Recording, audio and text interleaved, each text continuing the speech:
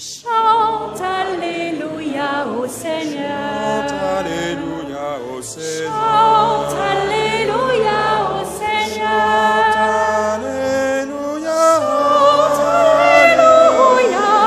Chante Alléluia. Chante Alléluia au Seigneur. Alléluia, Alléluia. Viens, Esprit Saint, emplis le cœur de tes fidèles. Allumons-nous le feu de ton amour. Alléluia. Chante Alléluia au Seigneur. Chante Alléluia au Seigneur. Chante Alléluia au Seigneur. Chante Alléluia.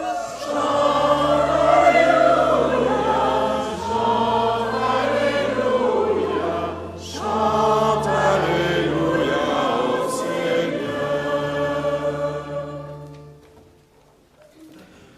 Le Seigneur soit avec vous. Et avec votre esprit. Évangile de Jésus-Christ selon saint Jean.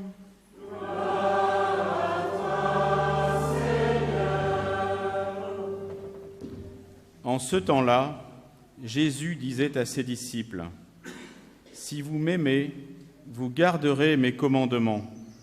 Moi, je prierai le Père, et il vous donnera un autre défenseur qui sera pour toujours avec vous. Si quelqu'un m'aime, il gardera ma parole. Mon Père l'aimera, nous viendrons vers lui, et chez lui, nous nous ferons une demeure. Celui qui ne m'aime pas ne garde pas mes paroles. Or, la parole que vous entendez n'est pas de moi. Elle est du Père qui m'a envoyé. Je vous parle ainsi, tant que je demeure avec vous. Mais le Défenseur, l'Esprit Saint que le Père enverra en mon nom, lui vous enseignera tout, et il vous fera souvenir de tout ce que je vous ai dit. Acclamons la parole de Dieu.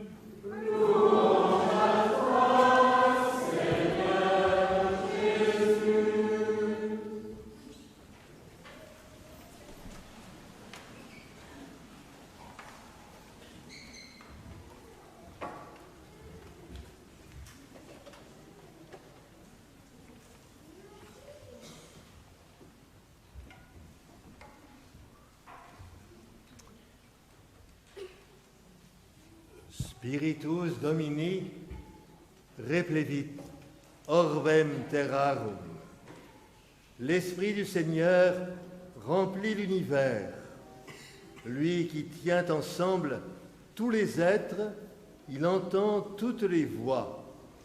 Voyez-vous, mes frères et sœurs, ces quelques mots du livre de la sagesse vont-ils m'autoriser à vous assommer d'une catéchèse forcément substantielle, un cataplasme doctrinal sur le Saint-Esprit, troisième personne de la Sainte Trinité, comme nous le savons tous, bien sûr, le nœud d'amour entre le Père et le Fils. Là, au moins, l'image nous parle un peu plus. Il est toujours là, mais bien souvent en retrait et insaisissable. Bref, vais-je vous proposer un vaste discours qui va vous jeter dans l'impatience que ça se termine, ou alors dans l'ennui, qui sait, au bout duquel vous vous direz « Bon, oui, d'accord, tout ça, c'est pas mal, mais quand même, à quoi bon ?» Donc, rassurez-vous, je ne vais pas me livrer à quelque développement théorique que ce soit, mais j'ai envie de vous faire découvrir une expérience de l'Esprit Saint. Je dis bien une expérience, car comme toute expérience, on ne peut pas la généraliser ni en faire un modèle applicable à tous et à chacun. En effet, chacun d'entre nous, disons-le, chaque baptisé, chaque chrétien, chaque disciple de Jésus a une expérience, a son expérience de l'Esprit. Alors, certains pourront la trouver, cette expérience-là, peut-être un peu éruptive ou qui sait, un peu trop débordante, vous savez, ceux qui dévissent les ampoules. Hein, bon. Au point d'ailleurs de provoquer un certain malaise ou alors une suspicion devant tant d'excitation, on serait à la limite du déraisonnable. Mais la plupart du temps, pour nous autres, cette expérience de l'esprit, elle est, disons, anesthésiée ou somnolente, infiniment discrète, en tout cas, quitte d'ailleurs à refaire surface ici ou là dans la prière, mais sans excès, hein, en rien démonstrative, un peu, allez, disons-le, un peu plan-plan, pour tout dire. Mais elle est là, cette expérience. Chacun d'entre vous a la sienne, comme moi j'ai la mienne, bien sûr, et chacune de ces expériences est marquée par notre itinéraire, par notre trajectoire. Mais il y a quand même comme un air de famille, comme une tonalité partagée et reconnaissable. Et donc, je vous en supplie, n'essayons surtout pas de reproduire, de faire pareil que ce qui nous est présenté par la rumeur officielle, par la rumeur publique, comme étant le top de cette expérience de l'esprit, qui serait, disons, le plus remarquable possible, le plus méritoire, bien plus que tout ce que nous pouvons nous-mêmes médiocrement expérimenter, silencieusement, le plus souvent, de cette présence agissante de l'esprit en chacun d'entre nous. Alors, ce que je voudrais vous présenter en ce matin de Pentecôte, c'est l'expérience d'un homme de jadis. Une expérience tellement singulière, il faut le dire, tellement personnelle, qu'elle en est à ce point admirable qu'elle est quasiment inimitable. Alors, vous direz à quoi ça sert? C'est tout simple. Nous irons quand même y faire notre miel à butiner parmi les textes dont il nous a laissé en quelque sorte le témoignage. Il s'agit d'un Savoyard du nom de Pierre Favre. Rien à voir avec le mien. Il vit, lui, au XVIe siècle. Une vie brève, il meurt à 40 ans, en 1546, et une vie qu'il passera à sillonner, à parcourir l'Europe qui déjà, on ne va pas s'en étonner, qui déjà à ce moment-là se fissure, se fragmente, se divise. Et lui, Pierre Fabre, est hanté par cette division, non pas seulement entre les royaumes, ça on a l'habitude, mais surtout entre chrétiens. Deux blocs, catholiques d'un côté, protestants et réformés de l'autre. Lui, Pierre Fabre, a le génie de la négociation. Il sait écouter, pacifier, rapprocher les points de vue, avec beaucoup de doigté et de finesse. Alors, de ses voyages, où l'aura envoyé Ignace de Loyola, son maître, et le fondateur de la Compagnie de Jésus, des Jésuites, si vous préférez. Et Favre est un peu l'homme de confiance d'Ignace. Eh bien, Favre va nous laisser le témoignage d'un journal connu sous le nom de Mémorial, écrit en latin et en espagnol, ainsi qu'une impressionnante correspondance. Que voulez-vous? À l'époque, on ne tweetait pas, mais on écrivait. Bon.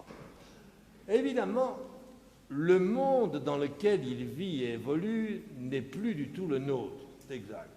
À l'époque, le merveilleux, le miraculeux surabonde, ce qui nous laisserait peut-être un peu sur la réserve, hein, en disant « Oh, ces vestiges d'une pensée magique et archaïque, une crédulité généralisée, oh, très peu pour nous, bien sûr. » En revanche, au cours de ses pérégrinations et de ses rencontres, Pierre Favre constate que dans le monde des hommes qu'il fréquente, il y a des esprits bons et des esprits mauvais qui interagissent et que l'homme, parce qu'il a une volonté et qu'il est libre, peut et il doit choisir entre les inspirations des autres et les suggestions des uns et les suggestions des autres. Alors, ces esprits bons, Favre les identifie souvent avec les anges, surtout les anges gardiens, qui nous inclinent à faire le bien. Au contraire, les esprits mauvais encouragent à faire mal et à faire du mal. Alors si vous doutez de cet effectif présent de ces esprits mauvais, de ces puissances obscures, qui pervertissent le cœur de l'homme, eh bien, dernière illustration, pas si vieille que ça, la semaine dernière, à Uvalde, aux États-Unis, quand un gamin de 18 ans, tout fier de son fusil d'assaut qu'il s'est payé comme cadeau d'anniversaire, a froidement assassiné, on le sait, 21 personnes après avoir liquidé sa grand-mère. Bon, alors on dira troubles psychiatriques, pathologie, voire, c'est vite dit. Et je ne parle pas de tout ce qui s'y mijote ailleurs à travers le monde, au Kremlin par exemple. Chacun de nous le sait très bien. Il est libre de ses choix. Il est capable de résister aux tendances mauvaises, malsaines d'un côté, ou de suivre les bonnes inclinations de l'autre. Alors, les impulsions mauvaises, Saint Jean déjà, dans sa première lettre, les avait clairement identifiées. C'est au chapitre 2. La convoitise de la chair, la convoitise des yeux, l'arrogance de la richesse. Alors que les bons esprits, eux, encouragent en nous la recherche, le goût du bien, autrement dit, de la vertu, je dis bien de la vertu, ce qui est bien autre chose que de faire miroiter le kaléidoscope des valeurs, comme on dit. Ah, ce sont les bons esprits qui nous intéressent, car ils sont les préposés, ils sont les agents du Saint-Esprit, ils travaillent de concert avec lui, puisqu'ils nous portent les inspirations bonnes dont nous profiterons intérieurement, et ils commenceront d'ailleurs par faire le ménage, un grand nettoyage pour que l'Esprit Saint puisse venir en nous et que se réalise enfin cette parole de l'apôtre Paul à ses fripons de Corinthiens. Ne savez-vous pas que vous êtes un sanctuaire de Dieu et que l'Esprit de Dieu habite en vous? Et en effet, le Saint-Esprit ne vient jamais immédiatement dans la personne où il veut ensuite demeurer. Il vient toujours accompagner des esprits bons, des bons esprits, et là, avec leur concours, il crée en nous un équilibre intérieur qui ouvre notre intériorité à la venue du Verbe de Dieu, cette parole de Dieu qui nous rappelle la lettre aux Hébreux au chapitre 4, est vivante, énergique, plus coupante qu'une épée à 2 tranchants. Elle va jusqu'au point de partage de l'âme et de l'esprit, des jointures et des moelles. Elle juge des intentions et des pensées du cœur. Ah, ben très bien, tout ça est encourageant, mais ne dissipe quand même pas une inquiétude.